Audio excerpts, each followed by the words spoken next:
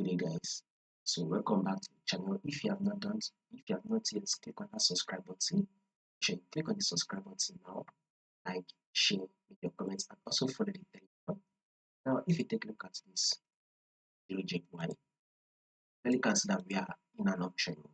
So this is a massive bullish move. So market is literally giving us a massive bullish move. So if you take a look at this AUD and Euro AUD JPY, this is our high. This is our higher low. This is also the higher high. Here comes the higher low. Now market has given us a new higher high. Right? Now that we've gotten this new higher high, our next movement EURJPY should be higher low.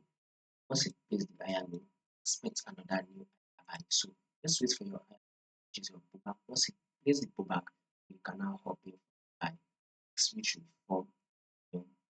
So subscribe